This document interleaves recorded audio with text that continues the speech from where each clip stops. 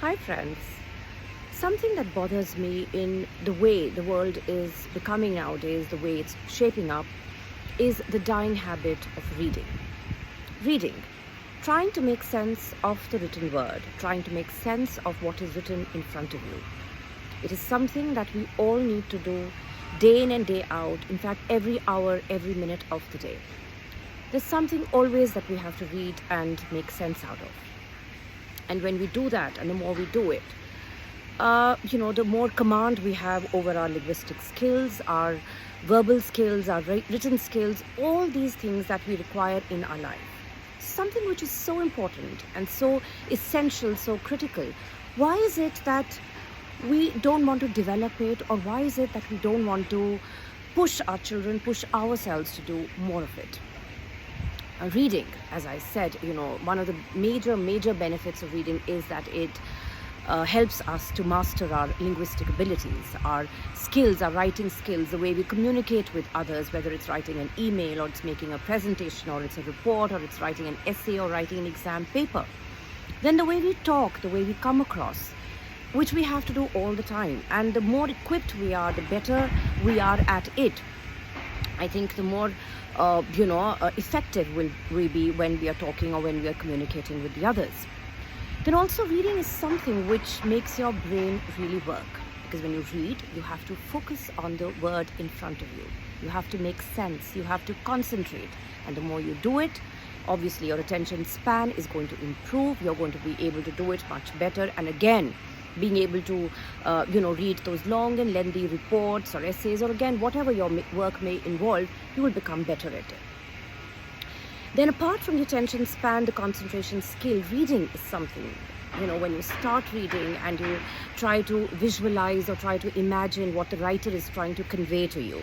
So whether it's fiction or non-fiction, whatever you're reading, if you try to take yourself into that world where the writer is coming from, your imagination, your creativity, your innovativeness, they can all kind of get fostered, so that when you start writing yourself, you can also, maybe draw inspiration from that. It's not that you're copying or anything, you're just getting inspired to write in a better way, to use better words, to use better expressions, to use the expressions that you know in a better way. So there's a whole lot of stuff to be gained out of reading. And then of course it's a very natural stress reliever. It's a form of entertainment. So then when there are so many benefits, so many advantages associated with reading, why don't we do it? And most of us have this excuse that we don't have the time. Yes, we don't, because we don't make time for it. We make time to WhatsApp, we make time to chat with our friends, we make time to watch TV, we make time to, just do about anything, but not something that we don't want to do. So since I think reading is something which requires effort, which requires, you to maybe sit down in a corner and spend some, time just focusing on that, a lot of us don't want to do it. We'd rather be doing brainless, mindless activities like watching TV, sitting in front of the TV and maybe not even, just paying attention to it. But all the same, it's there in front of us, so automatically some part of it we're able to imbibe. So that, I think, is one of the very important things. We have so many options nowadays that reading has taken a back seat. But as I grew up in a world where there weren't too many options of entertainment, I became a voracious reader, and I continue to be the same even now. And I feel that young children nowadays, they are not doing this. The parents, they are not exposing them to reading. They'd rather have their child sit with an iPad or a phone just to, get him out of the way, and they don't realize the harm that's doing to them. Because one of the banes of modern living is the amount of screen time. Screen time can really mess up with your eyes, with your brain. So why not just give your eyes, your brain a change and focus on something else?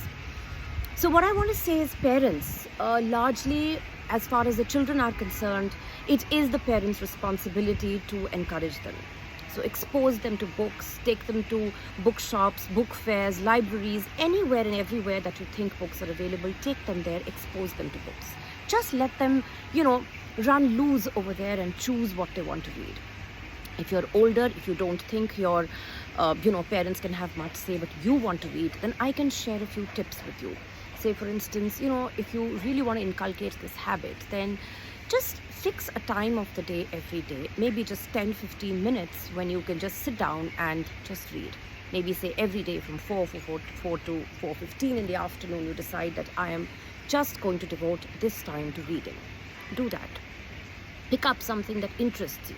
You can also go to a bookshop and just look at the various genres that are available there: fiction, non-fiction. You want to do sports, travel, historical fiction, thriller, mystery, romance, whatever. There are so many options available. So pick something that you like and just start reading. And it'll be a matter of time before you get hooked, before you are able to spend more time on it. And like I said, the moment you start spending more time, all these benefits that I have spoken about will automatically just start get to you, and you will be able to take advantage. So like with most other things, if there is a will, there is a way. Please find the will, and the way will automatically come and look for you. So happy reading, folks. Don't forget, reading is very important. Thank you.